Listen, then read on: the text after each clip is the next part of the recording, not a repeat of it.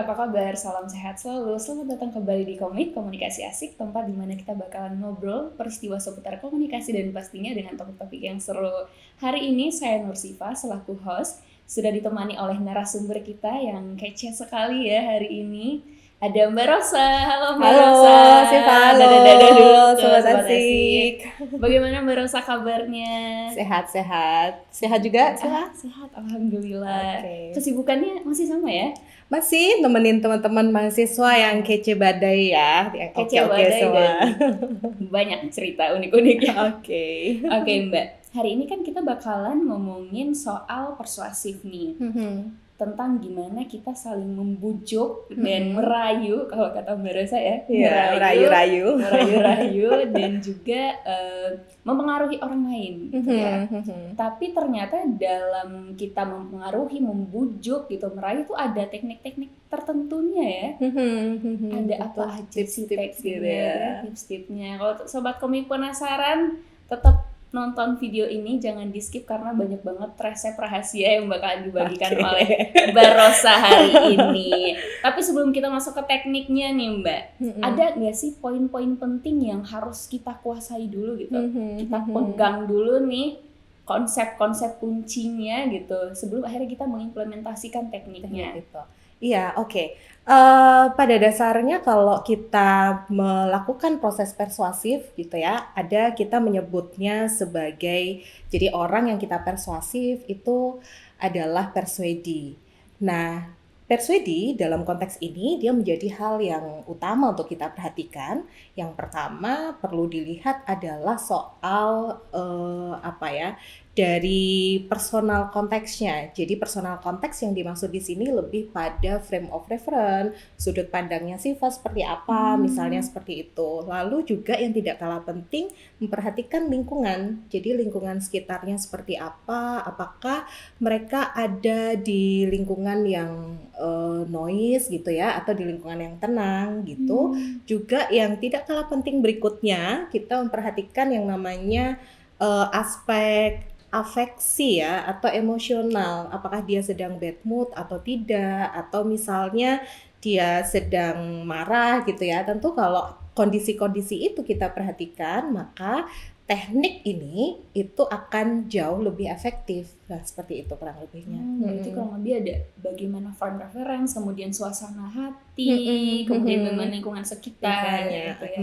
Jadi itu yang menjadi faktor penentu ya, apakah teknik ini kemudian akan berhasil atau tidak diterapkan dan yang paling cocok yang mana.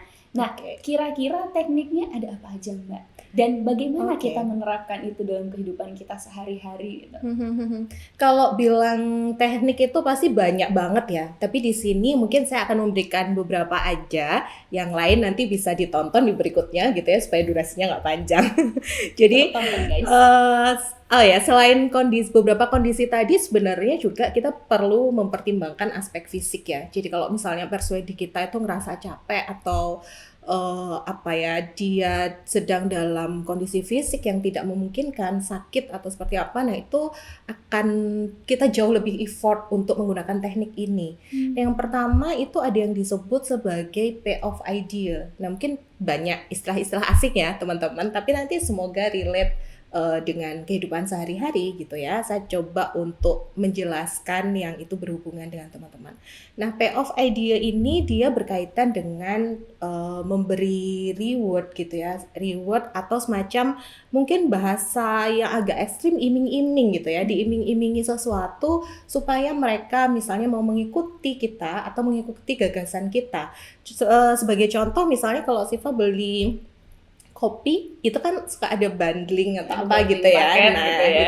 Itu biasanya kita cenderung milih itu. Jadi ada iming-iming barangnya bisa jadi satu tapi kita membayar dengan harga yang relatif murah gitu. Lalu juga misalnya dari sisi fashion ada diskon hijab, dia kualitasnya bagus, kemudian harganya nyaman di kantong gitu. Nah, itu bagian sebenarnya teknik dari payoff idea.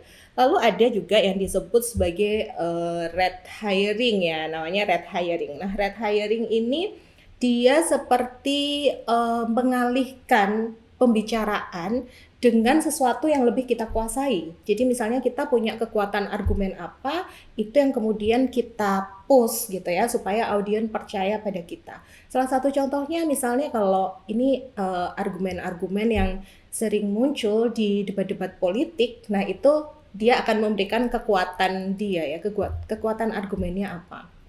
Lalu ada juga yang disebut sebagai icing device. Jadi kalau icing device itu lebih mengedepankan aspek emosional dari persuadinya. Jadi kalau misalnya kita mau makan sesuatu di kafe-kafe gitu ya, itu kan biasanya platingnya lucu-lucu gitu ya, imut atau gimana, kita jadi tergiur gitu ya, atau jadi terdorong pengen makan, colorful atau apa gitu.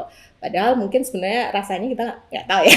Biasa aja. Kadang-kadang orang suka kecewa, rasanya ternyata biasa aja. Rasanya segini, atau misalnya ini dia dikit nggak bikin kita kenyang gitu ya, tapi platingnya bagus. Yang penting lucu dulu Ya, aja lucu dulu ya, dan kita kemudian tertarik untuk membeli.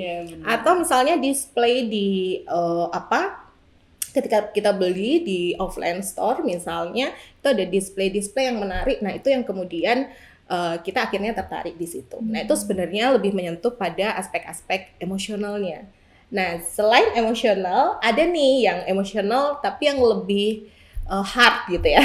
Ada yang disebut sebagai fear arousing. Jadi yang namanya fear itu menimbulkan rasa takut ya. Jadi misalnya kalau teman-teman suka buang sampah sembarangan, kemudian ada kampanye soal kebersihan lingkungan misalnya ya, nanti kalau buang sampah sembarangan, kalau sampahnya nggak dipilah dan segala macam, itu bisa mengakibatkan kerusakan lingkungan atau banjir, dan itulah yang kemudian orang akhirnya aware karena ada warning yang itu akan menimbulkan kerugian untuk dirinya. Iya, berarti kayak misalkan dibungkus rokok kayak jangan merokok, bisa merusak ginjal, paru-paru. Harusnya takut sih. Harusnya takut ya. Tapi tetap sih ada sih sebenarnya ada faktor X yang kemudian kenapa orang bisa, walaupun ada fear arousing-nya, sudah ditakut-takutin, tapi dia tetap melakukan itu. Tapi di episode yang lain aja ya.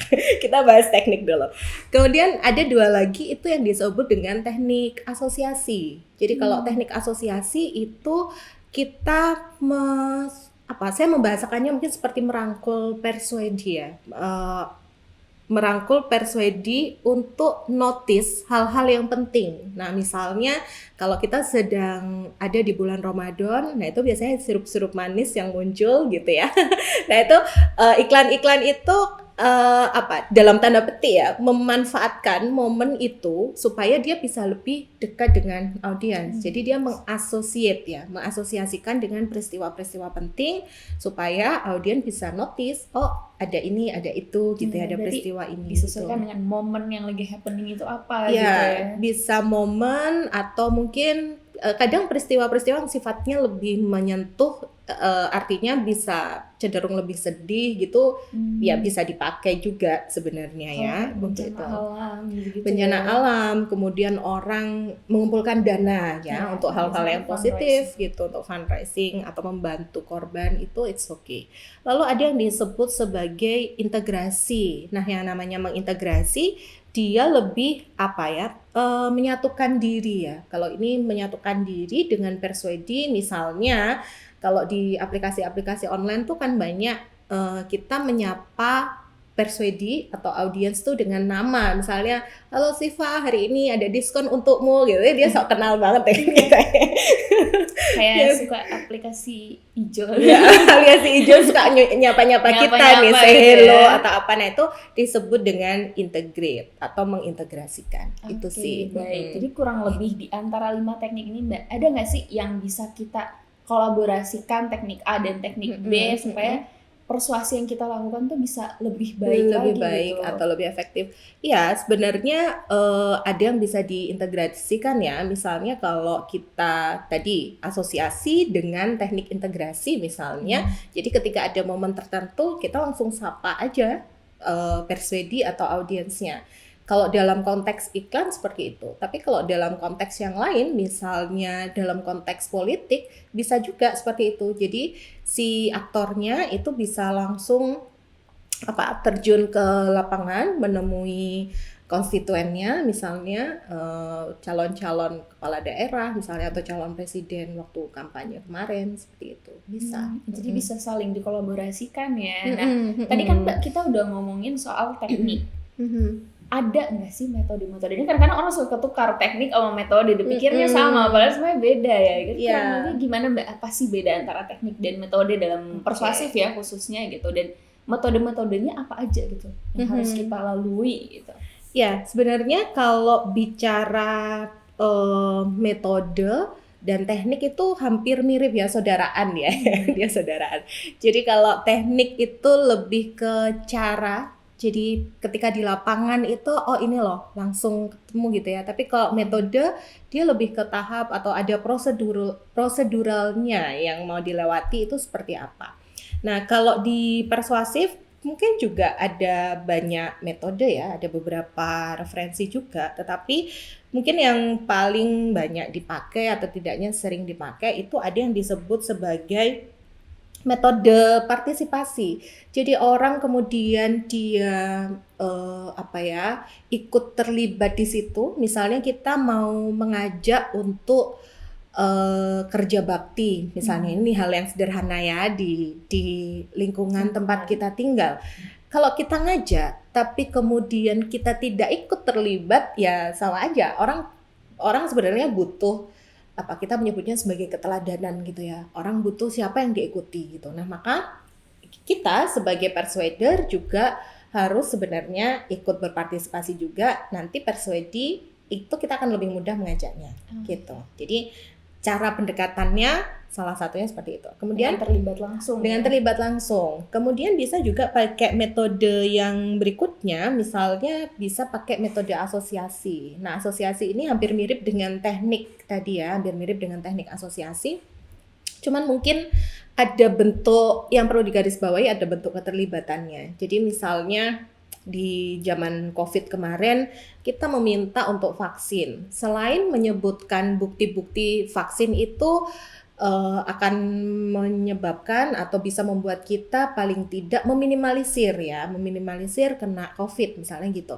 Nah, kita sebagai persuader juga harus menunjukkan nih kita udah vaksin 1, vaksin 2 gitu ya. Nah, itu dia mengasosiasikan dengan peristiwa-peristiwa penting juga yang ada sambil juga dia ikut berpartisipasi di situ. Berarti gitu. Kemarin pas kita pertama kali vaksin, yang divaksin pertama Presiden Jokowi gitu ya. Betul. Seperti itu. Selain teknik, metode yang udah kita bahas nih Mbak, ada nggak sih hal-hal lainnya yang juga memang harus kita perhatikan sehingga tujuan untuk kita mempersuasi itu bisa dicapai dengan efektif gitu?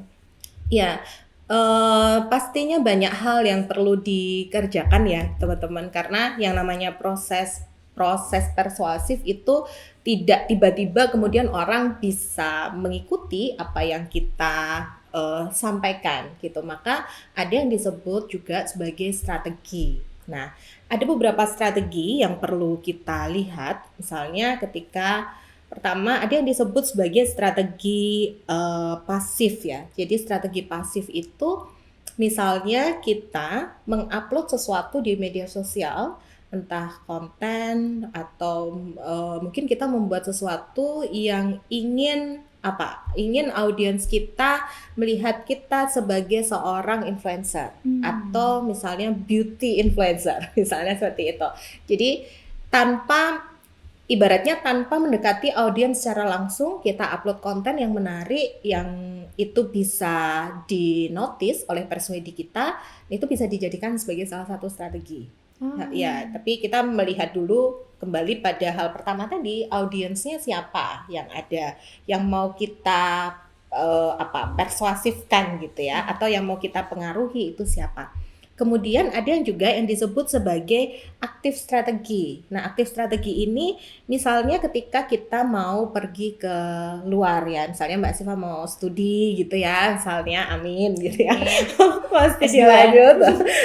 Nah, itu kita bisa nyari-nyari informasi dulu nih, misalnya informasi yang relate dengan itu, yang berkaitan dengan segala hal, misalnya akomodasi, biaya kuliahnya berapa. Nah, itu kita yang aktif mencari, informasi itu gitu ya. Lalu strategi berikutnya ada yang disebut sebagai strategi interaktif. Nah, kalau interaktif ini misalnya kita mau PDKT gitu ya, nah itu langsung aja gitu ya ketemu dengan orangnya. Kalau biasanya kan kita melipir-melipir dulu ya, ngelihat stalking medsosnya atau apa gitu ya. Tapi kalau ini ya udah langsung kenalan aja, dari situ kita bisa ngobrol lebih jauh. Atau misalnya kalau dalam diskusi-diskusi ya kita langsung ketemu dengan orangnya, dan di situ sebenarnya kita bisa mempengaruhi secara langsung sih orangnya. Jadi punya peluang lebih besar mungkin ya, karena kita langsung ketemu dengan persuadinya. Ya, gitu. karena face to face ya, jadi kayak langsung ada ketemu batasan-batasan tadi. yang akhirnya bisa lepas gitu. Betul. Karena langsung ketemu gitu. Wah, Sobat Asik, ini kalau misalkan kata anak muda, obrolannya tuh isinya daging semua, Mbak. Oh gitu ya. Isinya daging Menyala gitu ya. menyala gitu ini. Jadi emang semoga mudah-mudahan dengan obrolan yang isinya daging semua ini, Sobat Asik bisa memperoleh banyak insight baru gitu. Dan harapannya Sobat Asik bisa mengimplementasikannya. Baik itu siapapun kalian di luar sana gitu yang mau menerapkan ini dalam segala bidang, kayaknya sangat-sangat bisa untuk diterapkan ya, Mbak gitu. Tapi kalau misalkan ngomongin persuasi ini kayaknya nggak habis-habis ya, Mbak, kayak aduh panjang banget ini, videonya bisa berjam-jam. Tapi sayang banget kita harus cukupkan sampai di sini dulu. Nanti kita akan bahas lebih banyak lagi di episode-episode berikutnya. Terima kasih Mbak Rosa sudah meluangkan waktunya untuk berbagi ilmu bersama Sobat Asik. Terima kasih juga kepada Sobat Asik karena sudah menonton video ini sampai akhir ya. Dan sampai jumpa di episode selanjutnya. Bye.